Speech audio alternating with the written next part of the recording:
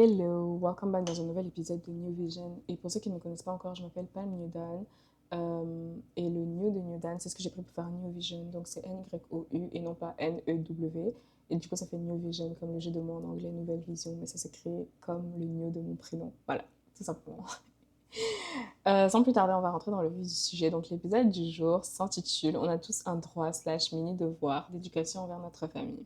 Et pour ça, je vais commencer par d'abord vous donner une mini anecdote. Donc il y a de cela 1 à 2 semaines, j'étais en appel avec ma sœur, ma petite sœur, parce que j'ai 2 grandes sœurs et j'ai une petite sœur. Donc j'étais en appel avec ma sœur, ma petite, et on était en train de discuter et elle m'expliquait un peu sa journée, son week-end. Je me rappelle plus particulièrement de quel jour.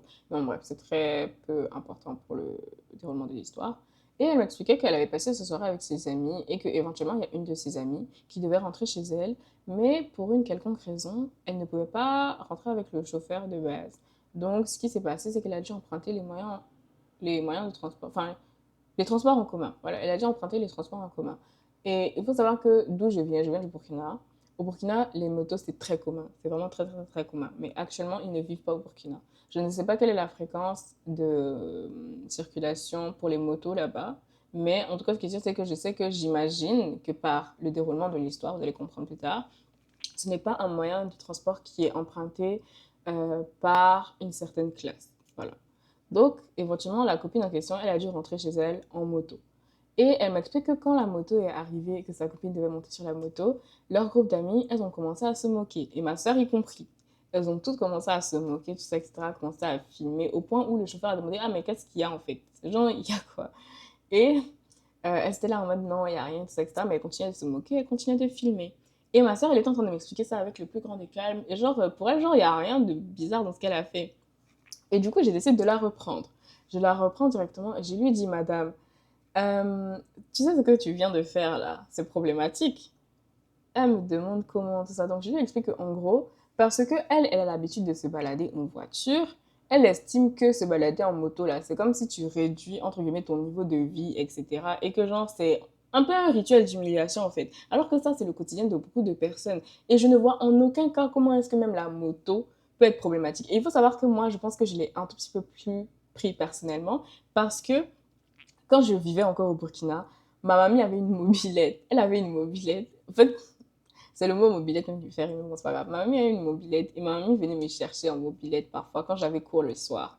Donc, hey, genre, je comprends pas en fait. Genre, tu te moques de quoi? Tu te moques pourquoi? Genre, qu'est-ce qui est drôle dans la moto en fait? Sachant qu'elle m'a montré la vidéo parce qu'elle a fait un partage d'écran, elle me montrait parce qu'en gros, elle m'expliquait sa journée. Mais je voulais d'abord qu'elle aille jusqu'au bout de sa pensée pour ensuite la reprendre dans sa manière de penser qui était problématique selon moi.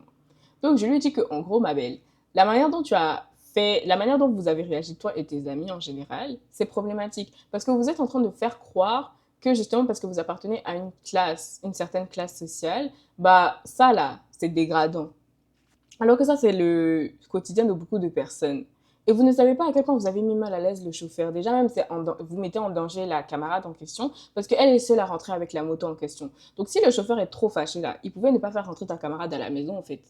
Donc vous êtes en train de la mettre en danger, mais en plus de ça, vous êtes en train de révéler une image de vous qui n'est pas peu plaisante. Enfin, qui n'est pas plaisante tout court en fait. C'est vraiment très peu plaisant. Et c'est révélateur aussi de un peu votre entourage. Parce que comme on dit, dis-moi qui tu fréquentes et je te dirai qui tu es. Je ne sais pas si c'est l'effet de groupe. Je ne sais absolument pas si ma sœur était isolée du cas. Est-ce qu'elle se serait moquée? Aucune idée. De la même manière dont je ne sais pas si chacune d'entre elles, de ses amies, si elles étaient également isolées du cas, est-ce qu'elles se seraient moquées individuellement? Je ne sais absolument pas. Mais je pense que ça a beaucoup aussi à voir avec l'effet de groupe en soi. Donc, elles se sont moquées, tout ça, etc. Donc, j'ai fini, je l'ai reprise et elle avait un petit peu honte. Donc, elle était en mode non, mais c'était pas si sérieux que ça, tout ça, etc. Je dis, ah, en fait de la vidéo que tu viens de me montrer, moi, je prends ça très personnellement et très sérieusement. Parce que ça veut dire que quelque part, il y a quelque chose qui a été manqué avec toi. Parce qu'au point où tu te moques de ta camarade qui rentre en moto, alors qu'il n'y a absolument rien de problématique dans le fait de rentrer en moto, je pense que il faut décortiquer le problème ici. Donc, en gros, c'était un peu ça. Et ça m'a inspiré pour justement venir parler de l'épisode du jour qui est le devoir d'éducation ou le mini droit, en tout cas, d'éducation envers nos proches. Donc, notre famille en général et surtout nos amis. Nos amis, en soi, on les choisit. Donc, je pense qu'on a tendance à toujours aller vers des personnes qui nous ressemblent dans la manière de penser. Mais par rapport à la famille, c'est un peu plus particulier parce que, en tout cas pour moi, d'expérience personnelle, j'ai beaucoup vu la famille, assez longtemps en tout cas, comme, bah, tu choisis pas ta famille en fait. Sur la manière dont ils sont là, tu as juste à prendre ça comme ça et puis avancer. Alors qu'à la fin de la journée, non, c'est absolument pas comme ça. Et c'est une mini déconstruction qui s'est réalisée en moi, qui a fait que éventuellement, je suis arrivée au point où je me suis dit, ah ben non, en fait, la manière dont je vois ma famille là, c'est comme ça également que je veux les introduire à la déconstruction, parce que je vois mes amis et pour vous dire, hein, c'est arrivé à un point où, par exemple, j'avais beaucoup plus de tolérance envers mes amis qu'envers ma famille. Parce que justement, comme je dis, on ne choisit pas les membres de sa famille, mais on choisit ses amis. Donc ça veut dire qu'au point de tolérance là, ma tolérance était limite zéro envers ma famille. Parce que j'en mode non. Genre non, pourquoi tu penses comme ça? Pourquoi tu fais ça? Pourquoi tu fais ci? Pourquoi tu fais ça? J'étais très catégorique dans mes décisions. Mais avec le temps et avec l'apprentissage et la déconstruction, j'ai appris à, entre guillemets, être un tout petit peu plus laxiste dans le sens où, ok, les membres de ma famille, certes, je ne les ai pas choisis, mais si aujourd'hui je veux pouvoir les considérer au même titre que mes amis, si je veux pouvoir les considérer comme mes amis, il faut que j'introduise cet aspect aussi des discussions que j'ai avec mes amis, là, avec ma famille. Parce que je veux pouvoir être en mesure de voir ma famille, un membre de ma famille en particulier, par exemple, et me dire, ah ok, cette personne-là, certes, on est de la même famille, non, par choix, non pas par choix, donc c'est par hasard, mais éventuellement, si j'avais croisé cette personne-là dans un autre contexte que la famille, donc si on n'était pas reliés par le sang, j'aurais aimé me dire que, ah ok, avec cette personne-là, j'aimerais bien être amie déjà de un, ou soit avoir une discussion assez intéressante et avoir une ouverture d'esprit valable, tu vois. Donc c'est dans cette optique-là que je me suis dit, ok, il y a un mini travail à faire et il y a un mini sujet ici à évoquer. Donc de là, je me dis, ok, il n'y a pas de souci, dans ce contexte-là, qu'est-ce qui est à faire? Et je réfléchis, et je reviens au fait que bah, j'ai eu également des discussions avec mes parents qui m'ont emmené à penser que, éventuellement, les adultes, ils ont toujours tendance à vouloir que la déconstruction vienne des enfants des autres, mais pas de leurs propres enfants. C'est-à-dire qu'ils veulent que ça vienne d'autrui. Peut-être qu'ils seront très d'accord avec le sujet, peut-être qu'ils ne seront absolument pas d'accord avec le sujet, mais ils ne veulent pas que l'initiative vienne des enfants, de leurs enfants à eux. Et pour ça, j'ai trouvé trois raisons particulières en soit.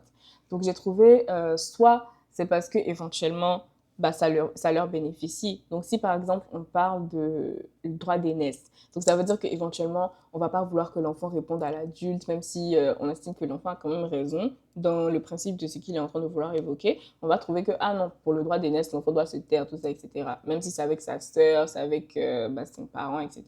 Et je ne parle même pas de manquer de respect, je parle tout simplement d'évoquer son point de vue dans le respect. Donc, bien évidemment, ça bénéficie aux adultes, donc ils vont tout simplement décider que, bah non, en fait, le problème ne peut pas être révélé par un membre de la famille, parce que c'est comme si ça vient de l'intérieur, en fait. Donc, tu es en train de cracher dans l'eau que tu bois. Et c'est ce qui est problématique en généralement pour ces adultes-là. Ça, c'est le premier, donc ça leur bénéficie. Soit c'est pour des raisons de sécurité, donc ils peuvent bien être en accord avec ce que tu vas dire ou pas du tout, encore une fois, mais éventuellement, dans le contexte de la société dans laquelle tu vis ou tu as grandi, peut-être que c'est un sujet très tabou.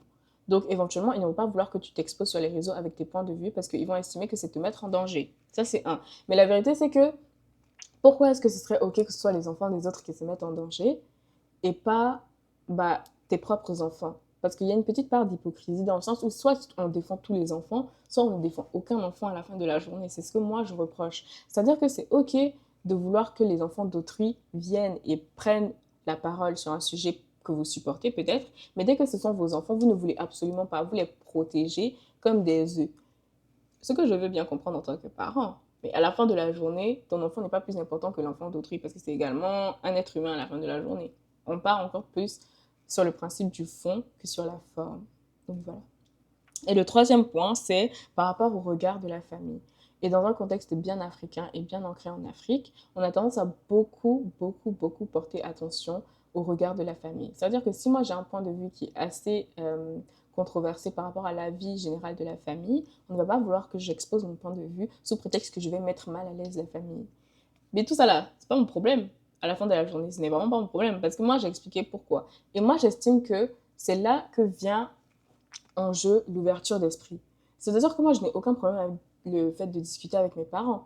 Mais ça, c'est justement parce que mes parents sont ouverts d'esprit et ils sont d'accord avec le fait qu'il y a plusieurs vérités. C'est-à-dire que deux choses peuvent être vraies à la même fréquence.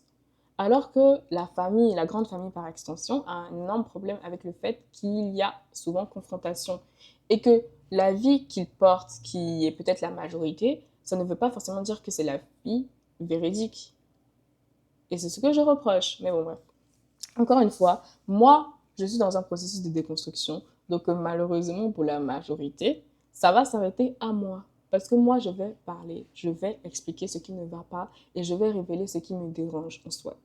Et je pense que c'est la raison pour laquelle c'est très facile pour moi aussi de couper les ponts avec X, Y, Z. Parce que je suis très ouverte d'esprit. C'est-à-dire que je veux bien admettre que par rapport à l'époque dans laquelle ils ont vécu, ok, il y a un problème, enfin un problème, pas forcément un problème, mais la manière de voir les choses est totalement différente. Cependant, ce que je n'accepterai pas, c'est l'opposé. Justement, qu'ils comprennent que éventuellement nous aussi, la manière dont on voit les choses est différente. Parce que s'ils estiment qu'ils ont absolument raison et que c'est nous qui avons tort, là, je coupe court à la discussion parce que je ne suis pas là pour parler avec un mur. Vraiment, je suis désolée, je n'ai pas d'énergie à perdre et c'est ok. J'ai fait la paix avec le fait qu'on peut être très bien relié par le sang, ne pas avoir les mêmes avis et éventuellement décider de prendre des chemins de vie différents. Et c'est totalement ok. Ce n'est pas parce qu'on est relié par le sang qu'automatiquement, on doit très bien s'entendre. Parce que parfois, ça crée justement l'hypocrisie et les problèmes dans la famille à plus grande échelle. Et moi, aujourd'hui, là, franchement, je suis très pacifique, très dans mon coin et très unproblematic. So, I am not into that.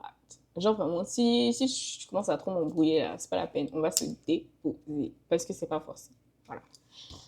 Et donc, j'ai longtemps eu beaucoup de tolérance pour mes amis, comme je l'ai dit. Et c'est dans ça que je me suis dit, éventuellement, je veux avoir ce même degré de tolérance-là pour ma famille. Mais pour avoir ce même degré de tolérance pour ma famille, il faut que éventuellement j'arrive à les considérer comme mes amis. Donc, il faut que j'introduise ces sujets de conversation-là. Donc, c'est en introduisant ces sujets de conversation que je me suis beaucoup plus rapprochée déjà de mes parents, parce qu'éventuellement, j'ai compris leur point de vue et j'ai été OK avec le fait de pouvoir les retrouver au milieu. Et c'est ça, en fait, à la fin de la journée, c'est tout ce qu'on veut. On veut pouvoir trouver un terrain d'entente. Et pour pouvoir trouver un terrain d'entente, pardon, il faut éventuellement que chacun fasse un effort de se retrouver au milieu. Parce que moi, je ne vais pas faire tout le trajet pour arriver jusqu'à chez toi, et puis toi, tu seras dans ta zone de confort. C'est absolument pas. Le changement est dérangeant. La déconstruction est gênante. Mais il faut qu'elle se fasse des deux côtés pour qu'il y ait, entre guillemets, entente des deux parties. Dès l'instant où il n'y a pas entente des deux parties, moi je quitte le navire parce que ce n'est vraiment pas forcé. Et ça, c'est pour toutes les relations, que ce soit à relation amoureuse, relation amicale ou relation familiale. À aucun moment je ne vais me prendre la tête si je vois que l'effort n'est pas fourni également de l'autre côté. Pardon. Et donc, éventuellement, vis-à-vis de ça, j'ai commencé à avoir beaucoup plus de discussions avec ma sœur parce que j'estime que c'est à cet âge-là, justement, que c'est assez intéressant de déconstruire des choses ou de ne tout simplement même pas toucher à certains niveaux pour ne pas grandir avec des traumas, pour ne pas grandir avec des pensées problématiques ou des réactions toxiques. Parce que, en soit, je ne lui ai pas reproché d'avoir pensé ce qu'elle a pensé. Le fait que, par exemple, la moto, pour elle, c'est pas commun, etc. Tu peux le verbaliser comme ça. Ou tu peux tout simplement le garder pour toi, il n'y a pas de souci. Ça, c'est, entre guillemets, une expérience qui est saine, même si la manière de voir les choses est problématique. Cependant, la manière dont elle a réagi, elle et ses amis, c'est ce que je lui ai reproché parce que j'estimais que c'était assez toxique. Et pour moi, c'est justement le fait d'avoir des conversations comme ça avec ma sœur qui lui permettent de, entre guillemets, pouvoir avoir une approche, pardon, du monde qui est saine, même si elle continue de vivre ses expériences à échelle individuelle. C'est-à-dire que c'est ok de penser comme tu as pensé et de le déconstruire ensuite, mais la manière dont tu as réagi par rapport à ta pensée-là, je n'ai pas aimé. Parce que tu n'as pas besoin de te moquer. Encore une fois, déjà même que tu n'as pas raison dans le processus, même tu as encore moins raison parce que tu te moques toi et tes amis. Donc, il faut arriver là-bas, il faut s'asseoir et puis il faut déconstruire. Je sais même qu'elle va voir la vidéo d'ailleurs. Et je ne sais pas si elle va commenter cette fois, mais en tout cas, ce qui est sûr, c'est que bon, voilà, c'est de ça que je parle aujourd'hui. Mais bon, bref, anyways. Donc voilà, c'est un peu ce que j'avais à dire aujourd'hui. Et pour moi, le mot de fin, c'est surtout par rapport au fait que, bah, tout ça pour dire qu'en soit, il faut traiter votre famille comme de potentiels amis. Il faut les inclure dans vos discussions sérieuses, surtout les plus jeunes, de manière pédagogue. Et il faut les initier aux réalités qui sont affiliées à leur existence, comme par exemple le racisme, la condition des femmes, et éviter le mépris de classe par rapport à l'exemple par lequel j'ai commencé tout simplement. Et en les traitant comme vos amis, pardon, vous évitez à certains de reproduire des schémas toxiques. Après, bien évidemment que l'expérience est le propre de l'homme, mais elles peuvent être vécues de manière tout à fait saine. Et c'est tout simplement le mot de fin du jour, en fait. Donc, voilà. J'espère que vous avez aimé cet épisode, même si j'ai l'impression qu'il est un tout petit peu brouillon.